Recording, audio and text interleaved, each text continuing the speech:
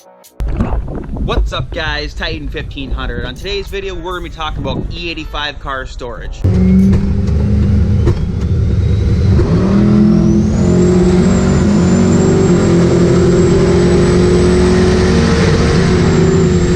Right now it's the end of the season for us up in Wisconsin, the frozen north. So we got the boats in storage, the bikes underneath covers, and the cars on jack stands. That's a sad day. So what we need to talk about today is how to store your car when it runs on E85.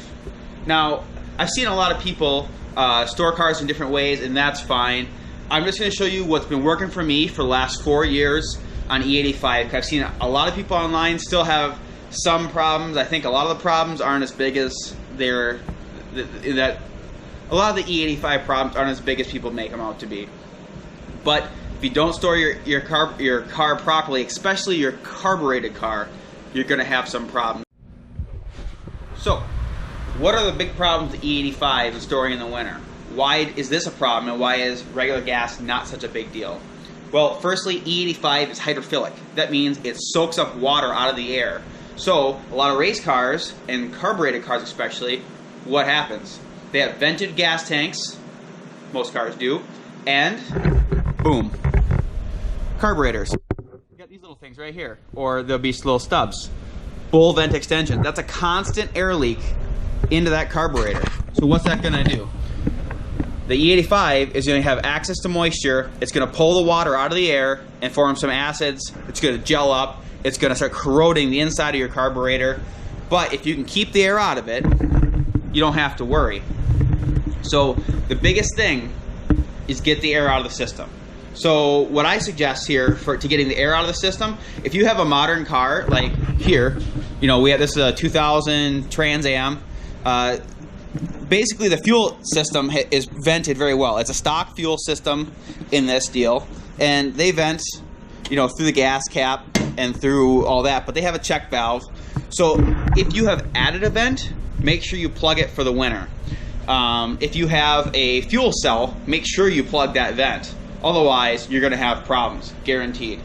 Okay, and on the carburetor, the next big thing, take the carburetor off. Here, I suggest, I have these Jiffy type fittings. I'll put a link in the description below.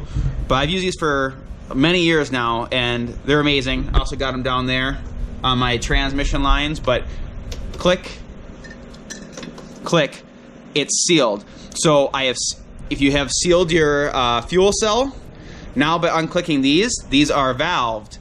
You're going to get no more air back through the system, and your fuel is going to stay good. So now the carburetor is also sealed here, but we still are leaking here. So what we're going to do, we're going to take the carburetor off.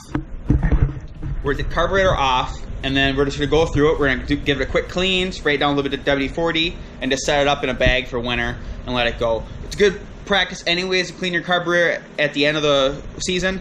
I like to spray through. I'm not talking about ramming picks through orifices or sonic cleaning. You can do that if yours is really bad, but never had a problem with it. It's just kind of a ritual I do every year, so I like doing that anyways.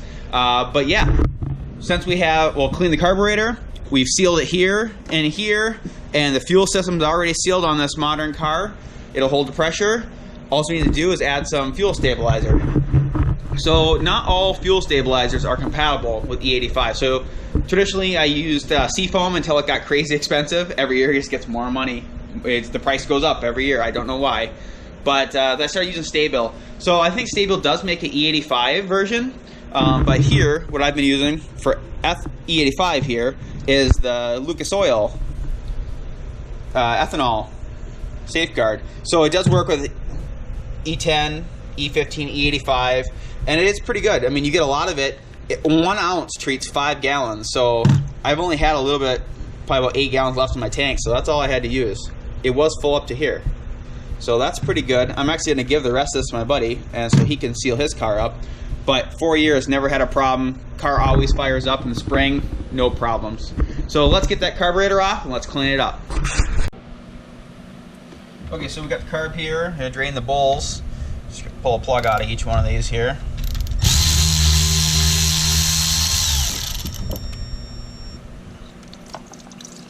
Try to catch as much as I can. This bowl's a whole lot of fuel, so it can make a mess. Okay. On the next side.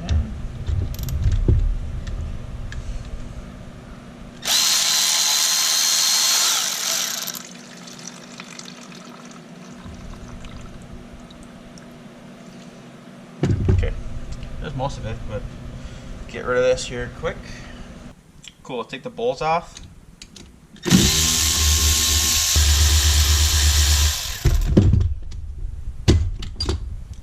Cool. Guess it came off just fine because we used the chapstick trick. Other video, link in the description. Okay, let's see if we can win with the second bowl chapstick trick. Yep, pretty good. Bang. Look at that. Chapstick for the win. Thank you very much. It's funny, I've had a lot of haters on that video. Chapstick. It's cheap, but it works. Okay, so now that's all pretty much the farthest we have to get this down. I'm just gonna basically squirt the rest of the E85 out of here. Boom, boom, boom. Oh yeah, milk it. Perfect. Now you can get as thorough as you want on this carb cleaning. I don't waste a lot of time with it. It's pretty basic. Basically, I'm going to shoot the jets out in here. And you can see that it comes up through the boosters and the air blades. So you just pretty much do this. It cleans the whole pathway. Straw quick. And then we're going to chase it all. It's just a little bit of WD-40. And that does basically the same thing. But it helps get the rest of the carb cleaner out. All the carb cleaner evaporates really fast anyways.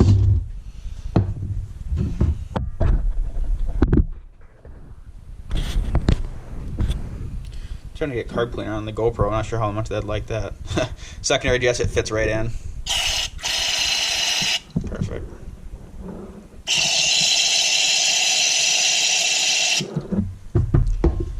Probably should have gloves on. Okay. Hands will be dry tomorrow. That's pretty much it. I mean, I'm going to spray this down in here. Perfect. Just a quick wipe. I mean, you do it every year. Just this quick little cleanup. And the carb always stays clean. So, I mean, God, my buddy Orion, he's got a gasoline carb he had probably 10 years. It was on Pro Systems. I had it on a video. Man, that thing was filthy. I had to clean it for the video. But hey, it worked every year. He didn't clean it out like this. It's, you know, like when you're running pump gas, it's not really a big deal. You just put some fuel additive in and go to town, and you're golden. Cool. Okay, I'm just gonna squirt these bowls out too. Nothing major.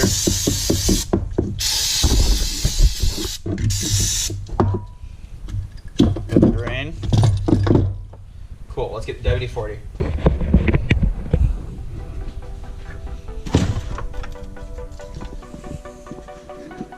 Perfect. That's fine. Like a little straw adapter here. Okay. That's all you gotta do, really. I mean, is it overkill? Probably. But I never have a problem.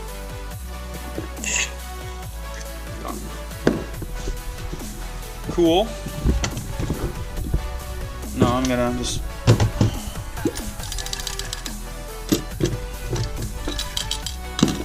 same thing with these.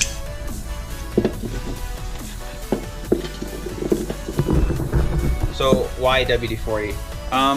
Really, MagnaFuel, the fuel pump company, they recommended to me to put WD-40 in my fuel pumps because I had a lot of problems with the seals getting eaten out on E85 over the winter.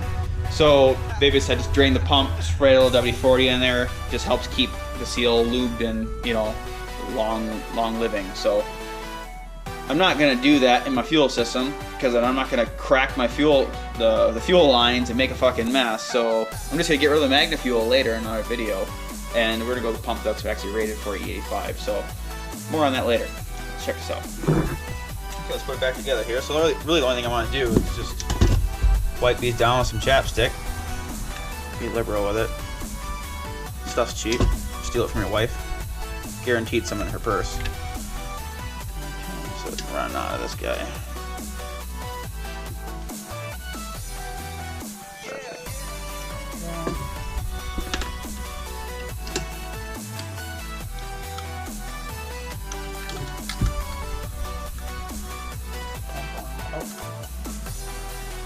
So this is the secondary, so I need the other bowl.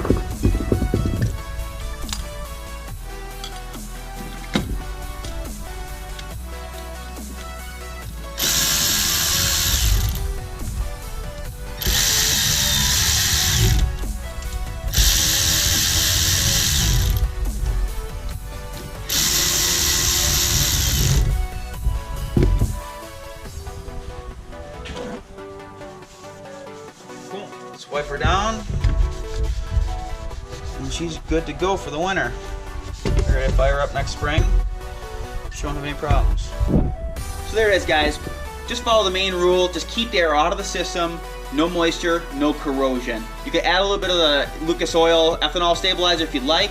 But if you know a buddy who needs help with this, or if you are struggling with this as well, please like and share the video, and you can always subscribe. Thanks.